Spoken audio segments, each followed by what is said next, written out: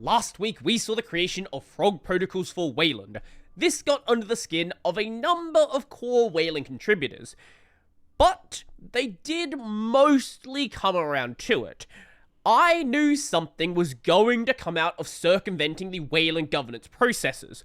I didn't think, and if you told me this was going to happen so quickly, I didn't think it was going to happen, I probably would have laughed in your face. And the one leading the charge isn't the one who started it. Here is a blog post from Mike Blumenkrantz, who is once again working with Valve. My Wayland, your Wayland, our Wayland.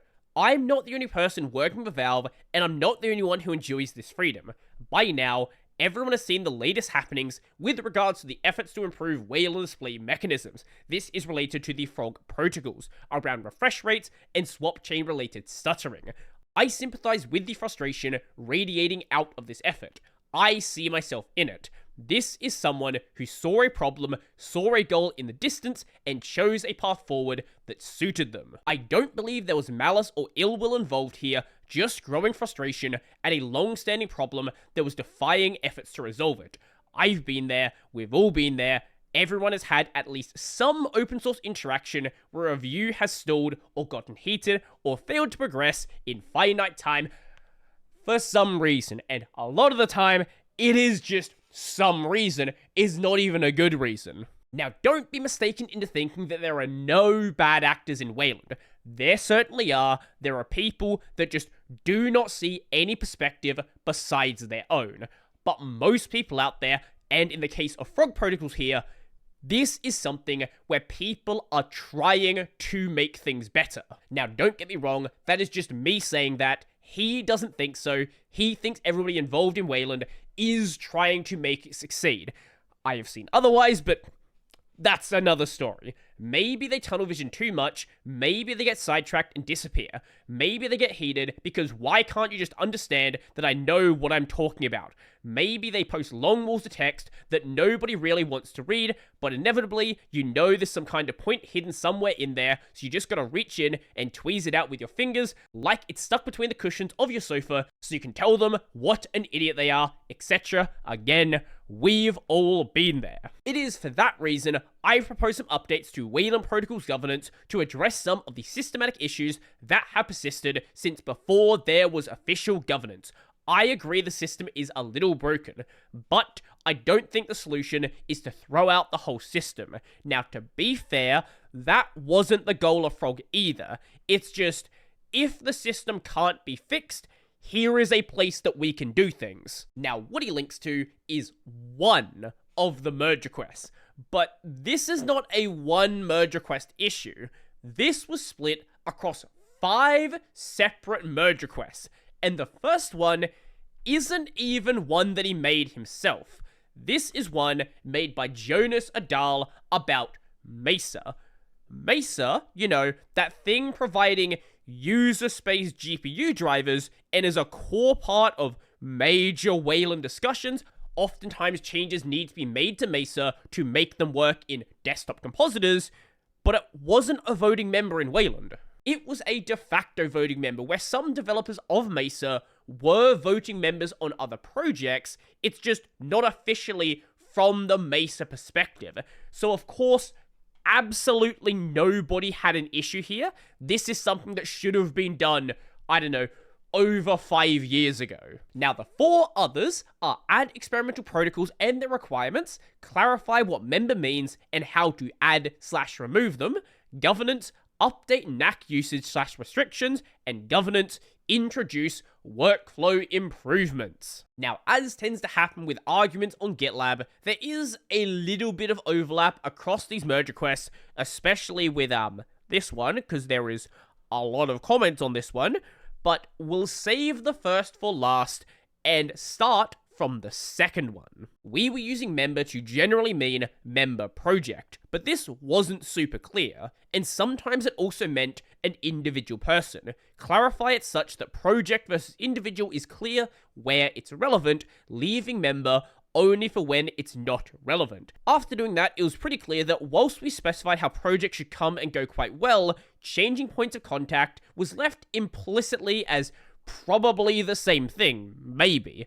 Then it turns out we were still suggesting people send messages to a mailing list no one ever really uses. There is a Wayland mailing list, but all discussion happens on the GitLab. Now, some of it happens on places like IRC, but if it happens there, nobody ever sees it except like the IRC members. And it turns out we already have this mechanism in GitLab anyway. Nothing material here, just a bunch of mundane housekeeping. As such, there was absolutely no drama here. Everyone was just like, yeah, fine. Maybe there was some like grammatical issues and some wording that could be changed. Besides that, perfectly good. Protocol NACKing. In case you forgot, a NACK is an official declaration from a Wayland voting project that they do not want a protocol merged. Basically, it is the emergency stop button on a protocol. NACK is a tool in Wayland protocols for blocking progress. It has been misunderstood and misused as a result of its implicit rather than explicit definition, by defining who may use a NACK, when it may be used, and the penalties for abuse. Problems which negatively affect the development of protocols can be avoided. Use. A Wayland protocol's NACK can and must only be used by listed points of contact from member projects. No other contributors are permitted to express a NACK on a non-governance protocol issue, merge request, or mailing list thread for any reason. There is no exception to this policy. There are certain people in the Wayland ecosystem who've been allowed to get away with this for way too long. They're temporarily banned, but there are people who have abused this. So yes, very, very good change. The result of a member project's NACK has two possible outcomes. If the NACK is legitimate and has a technical basis, the proposed idea cannot move forward and a merge request cannot be landed. Any other NACK may be contested by contacting a member with a link to the NACK and a formal accusation. The only requirement for such an accusation are that it must occur in writing, it may be public or private. This begins a review period that is no fewer than 7 days. Eligible points of contact will recuse themselves if a conflict of interest is determined. So if two voting members are dating, or if you're on the same project as the person being contested, abstention or failure to vote is counted as a no. So make sure you vote if you're a voting member. At the end of the review period, a 2 out of 3 majority yes vote results in the offending point of contact being immediately removed. If this individual was the sole point of contact for a project, a new one may be selected by the project following the same act and review period for becoming a member. So basically, if you make a bullshit NACK and people think it's bullshit, they can choose to vote you off the island. Obviously, this is the most extreme thing you can do, but if somebody is a consistent problem, this is a way to remove them. NACK abuse. Mentioning of a NACK by a non-point of contact for any reason is prohibited in non-governance Wayland protocol issues, merge request, and mailing list threads. Now, any reason is really weirdly worded, because if you mention a prior protocol was NACKed, this is mentioning NACK, which you're not allowed to do, but you're not invoking a NACK. This should say invoking a NACK as a non-point of contact. A first-time violation of the rule will result in a warning to be delivered in private when possible. I guarantee that's not how it's going to go down. The warning might happen in private, but they are going to get dogpiled by people who are like, hey, don't do that. Any offending comment will be explicitly marked by members to indicate the NACK is invalid and has no bearing. Comments can be deleted, so I don't understand why you wouldn't do that instead. A violation of this rule by anyone who has already received a warning will result in an immediate ban for a period of no less than 3 months. Good. Very, very good. These penalties are harsh and are intentionally harsh. The reason for that is a NACK completely destroys a protocol and completely derails the discussion, especially when it is done, 3 or 6 months into a protocol being worked on. Now, besides some wording issues and some nitpicking about the specific rules here, also the comment I literally just made because no one else had made it, most people are completely in favor of this, and it's probably going to be added. Now, the next problem is discussion stalemates. If you have a protocol where nothing is moving, people are just constantly butting heads, how do you deal with that? Also, if you have a protocol that is good enough and everybody just kinda forgot it exists, what do you do then? The project needs a formal mechanism for unblocking discussion in these scenarios. A classic option is the tie-breaking vote. After a period of time, whichever idea has the most votes wins. You do not understand how many protocols there have been that have been just stalled, going back and forth over the exact same issues for multiple years in some cases. This is absolutely needed. Additionally, it is sometimes the case that a staging protocol is good enough, but the author has not continued development. Having a mechanism for automatic promotion to stable ensures that high-quality protocols can be promoted to production expectations without undue process constraints. A stalemate occurs in discussion when two competing ideas face off and cannot be resolved one way or the other through discussion. In such cases, the author or any member point of contact, so if they are not a point of contact, they can still do this, may request a tie-breaking vote. When a tiebreaker is invoked, a new public issue is created by a member point of contact and linked to from the originating protocol merge request. This issue will have a due date set for 7 days from the initial creation. During this period, member projects will comment on the voting issue. Abstention is not counted as a vote.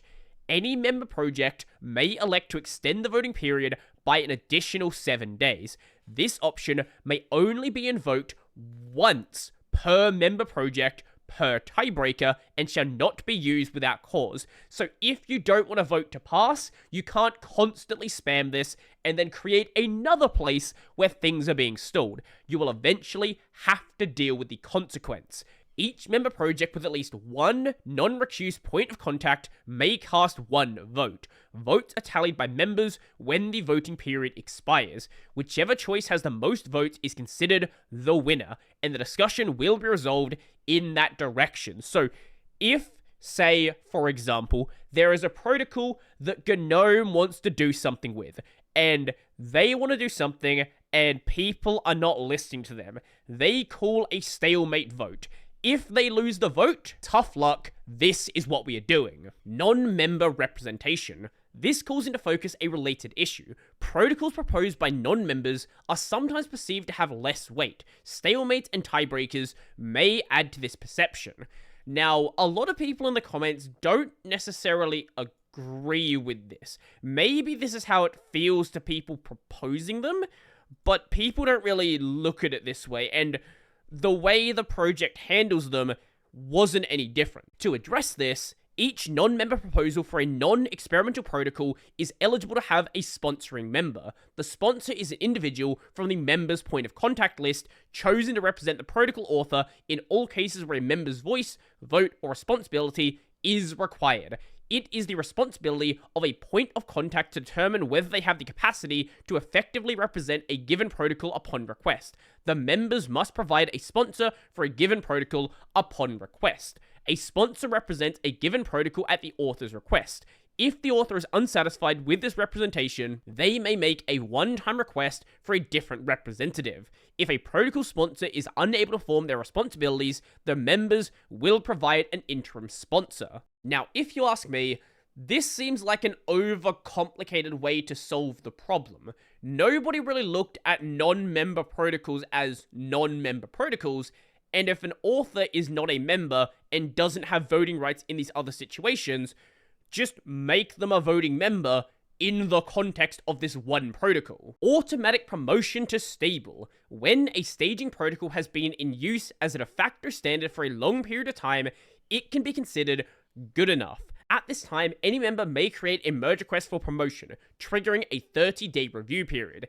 If the review period elapses without any NACKs, the protocol is promoted. It's basically being treated as stable anyway, so you might as well promote it. A point of contact is a representative for a given member project who is active in protocol discussion and has been entrusted with conveying the official stance of that project. So the point of contact for GNOME has the official stance of GNOME. They do not just represent themselves. In some cases, however, points of contact may be busy or may be less interested in certain protocols, or they may be absent on leave, etc. For this reason, the governance model currently allows up to 2 points of contact for any member project. This cap will be removed, and a project may, through existing mechanisms for adding new points of contact, add new points of contact without limit.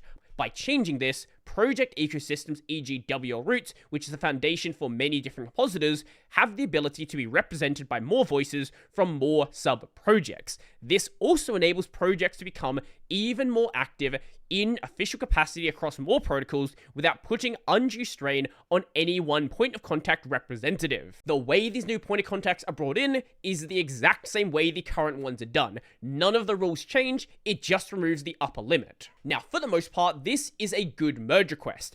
A lot of people are disagreeing with this section here because it adds a distinction between member and non-member. Also, this merge request deals with a lot of things at once. This should probably be split out into its own merge request. Honestly, everything here should be split out into separate merge requests because this is 3 different things all in the same point. Now, with all of that out of the way, let's talk about the merge request that started everything here. Add experimental protocols and their requirements. This has quite a bit of feedback on it. Now, Wayland does have a protocol space called Unstable. The problem is it's not being used as an unstable development space. It's basically all of the other spaces, but it's called Unstable. In experimental, breaking changes are allowed, and it's iterative development. This is basically what was being suggested with Frog. An experimental protocol allows rapid prototyping and hands-on development by promoting that involvement from the outset, whereas staging protocols must receive some number of acts to be merged. An experimental protocol requires only that it has no NACKs by the end of its 2-week review period. Once this period passes, the experimental protocol is merged. Now, just because it's merged doesn't mean that anybody needs to use it, but it is in the project now. Now, this merger also talks about NACKs. NACKs redefined. Originally, the idea of new protocols needing acts, so an ACK is an acknowledgement saying, I want this protocol to be merged, as opposed to a NACK, I don't want this protocol to be merged, came from the people writing all the protocols being the people writing all the compositors. There were far fewer of each, and saying that 50% of implementations needed to agree on an idea for it to ship was very reasonable, when 50% was 2. Also back then, there was the added requirement that all protocols had to be implemented by Western, the reference implementation. Nowadays, Western just chooses what it wants to implement. When a new protocol is submitted, a 2-week review period will begin. The 2-week figure is determined based on the goal of achieving more rapid development. If 2 weeks pass and no members from governance can be bothered to stand up and click the thumbs down button, then either the governance model is deeply broken or the protocol is alright enough to begin developing in earnest. Now, down in the comments, Carol Herbs had an interesting suggestion for what could be done to NACKs, even just outside of this merge request. Maybe it makes sense to turn this into a more karma-based system, and instead of NACK, it's A/nay, and only if the balance is negative, it gets blocked. Because right now, the issue with the NACK is one rogue developer can say, I don't want this merged, and completely disrupt the entire development. Obviously, now there would be a system to remove them, but again, removing someone is a really big deal, especially when they've actually led protocols that have been really important. And Mike had his own interesting alternative to the NACK, the wait. When a member adds a wait, 2 weeks are added to the review period for extended discussion or research. A member may only utilize a single wait for a given protocol. If all waits are removed, the protocol's review period resets to its original duration, becoming eligible for merge if that period has elapsed. Again, so that people cannot spam waits if they don't want something merged. The development cycle for an experimental protocol is different from a typical protocol in order to further promote discussion and engage the community. as a result of beginning at a less stable stage of development than even the staging protocols, when potentially 0 implementations may exist, the full public development cycle may be longer than other protocols, and it may span multiple merge requests. To solve this, experimental protocols will likely have a single persistent merge request open from their inception until they land in stable. So basically, a tracking merge request. Also, it should be noted the experimental protocol path is an optional path where things move quicker. If, for whatever reason, you want to go through the more traditional method, that method is not going away. But of course, it's gonna lead to the bike shedding you've always seen, but hopefully some of the other changes make that less bad. A key problem with protocol development is stagnation during the staging phase, or just during review in general. By allowing continuous iteration and development, participating implementers and clients can test out changes with easier/broader distribution to see what works or does not work in addition to developing the protocol. Furthermore, by engaging community members in development from the outset, a protocol can gain enough momentum and persistent interest to avoid languishing in an indefinite review period that has blocked so many protocols from progressing. I could make an entire video just talking about this one single line here. Also, this should be self-evident, but an experimental protocol should be one that intends to someday become stable. While there is a lower barrier to entry for this protocol, this comes with responsibility for the author to remain active and continue development. If you have a system where you allow iterative development and you are not developing iteratively, what are you doing?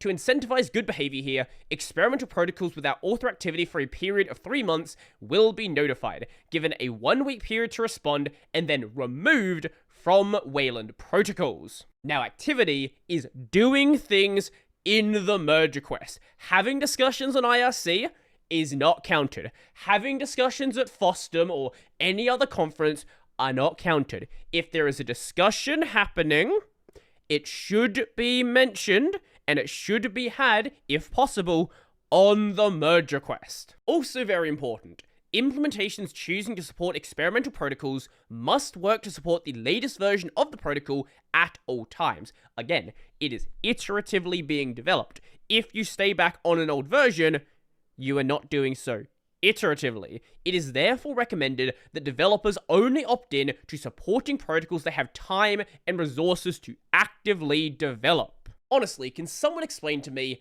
how is it that these problems have persisted for the entire time that Wayland protocols have been around, and then basically overnight, some Valve people come along and pretty much change everything in a way that most people tend to agree with, that makes everything better, and it just happens. Is it just the fact that nobody wanted to take heat, so they were just waiting for somebody else to do it? Because that seems to be what the case was. Nobody wanted to step up and be the bad guy. And then Valve did it. This thread also has what might be the greatest comment ever made. Here is a non-developer who was like, hey, here is my thoughts on this. Why doesn't it work like this? Why doesn't it work like that?